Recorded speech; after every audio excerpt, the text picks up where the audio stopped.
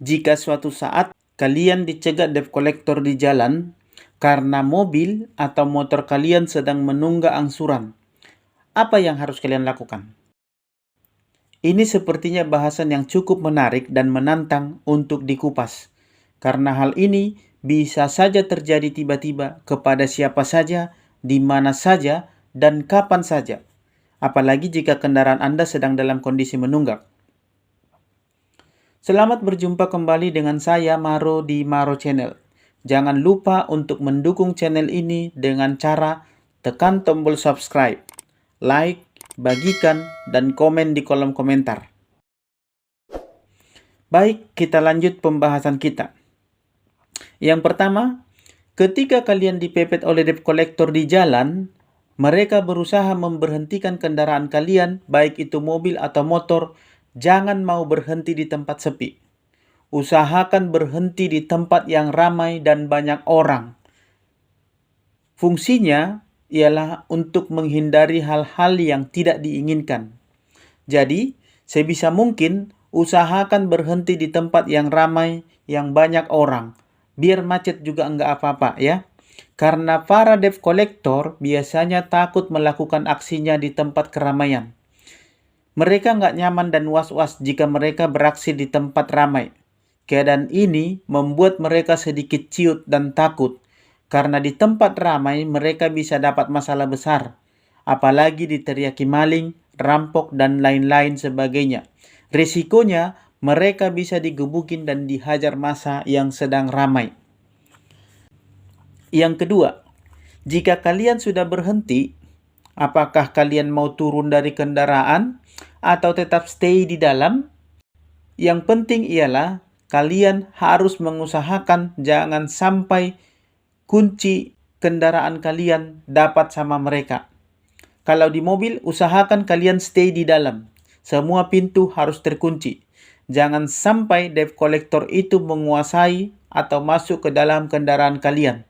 Dan itu tadi, kunci kendaraan kalian harus aman di tangan kalian. Jangan sampai dapat diambil sama mereka. Jangan sampai dikasih ke mereka ya. Usahakan kendaraan itu dalam kuasa Anda. Jangan sampai lengah. Lalu setelah itu kalian tanyakan. Karena debt collector ini notabene ialah eksternal, yaitu pihak ketiga daripada pihak leasing atau perbankan tersebut. Jadi kalian minta surat tugasnya. Minta surat penarikannya. Pada saat komunikasi lewat kaca jendela mobil saja, jendela mobilnya buka sedikit saja ya. Ukur kira-kira jangan sampai tangan mereka bisa masuk ke dalam mobil untuk membuka pintu mobil atau untuk mengambil kunci mobil.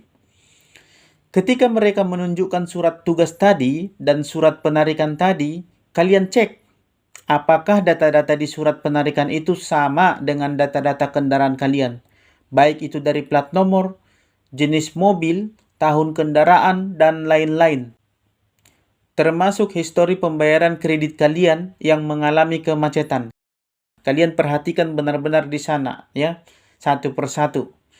Data-datanya sudah sesuai belum? Setelah mereka perlihatkan surat tugas dan surat penarikan tadi, otomatis biasanya mereka ingin menarik mobil atau motor itu. Mereka ingin langsung membawa mobil atau motor saat itu juga. Atau mereka akan berusaha mengarahkan kalian untuk ikut ke kantor leasing yang bersangkutan dengan berbagai macam alasan. Yang katanya mau ngecek nomor rangka lah, nomor mesin lah, atau mengecek kondisi kendaraan lah, dan lain-lain. Atau bahkan mereka akan mengatakan hanya untuk menitipkan kendaraan lah sampai Anda membayar angsuran. Saran saya jangan mau ya, jangan mau. Kalau mau diselesaikan, ajak mereka ke rumah kalian. Atau cari tempat polisi atau kantor polisi terdekat ya. Tolak kalau kalian diajak ke kantor leasing. Dengan alasan apapun jangan pernah mau ikut ke kantor leasing atau ke tempat sepi yang mereka ajak. Karena kalau kalian sudah ada di kantor leasing atau kalian mau diajak ke tempat sepi atau ke suatu tempat apalagi ke camp mereka, kalian nanti akan dikerumunin sama para debt collector itu. Nah, habislah kalian di sana. Sebaiknya bawa atau ajak mereka itu ke kantor polisi terdekat atau selesaikan di rumah. Hanya dua itu saja. Jika mereka tidak mau, maka Anda jangan pernah mau untuk mengalah atau menurut, ya. Jika mereka mau ikut ke rumah, sambut mereka dengan ramah di rumah. Bila perlu, sediakan minuman seperti kopi atau apalah untuk menemani suasana perdebatan. Kalau seandainya mereka tidak kooperatif, mereka tidak mau, dan mereka terus memaksa untuk ikut ke kantor atau ke tempat mereka atau ke tempat sepi, apalagi mereka sampai berbuat arogan, kalian teriak saja. Teman-teman bisa teriak tuh di tempat ramai itu. Kalau mereka macam-macam, apalagi seandainya mereka melakukan tindak kekerasan, teriak saja maling atau rampok atau apalah, yang penting mengundang perhatian orang-orang di sana. Pasti mereka itu akan ketakutan dan langsung kabur karena mereka takut dihajar massa. Dan jangan lupa untuk mendokumentasikan video atau foto, karena dengan adanya dokumentasi video atau foto itu akan membuat mereka takut macam-macam. Ketika kita sendiri atau bareng teman, saat itu usahakan teman kita itu mendokumentasikannya, khususnya video. Lebih baik jika bisa dengan video, ya, supaya ketika mereka melakukan hal-hal yang memang tidak sesuai dengan aturan, kita enak proses ke depannya. Lihat saja, kalau seandainya terjadi apa-apa, pasti mereka akan takut dan mereka akan langsung kabur tuh. Biasanya mereka ini bergerak tidak sendiri. Minimallah mereka berdua, bertiga, berempat. Biasanya mereka bergerombol itu.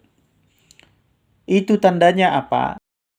Itu tandanya mereka juga sebetulnya ada ketakutan, karena risiko untuk menarik unit di jalan itu besar, apalagi di jalan yang ramai atau yang banyak orang. Ada yang bertanya, "Bang, sebenarnya siapa yang memang bisa atau berhak melakukan penarikan ketika kredit kita macet?"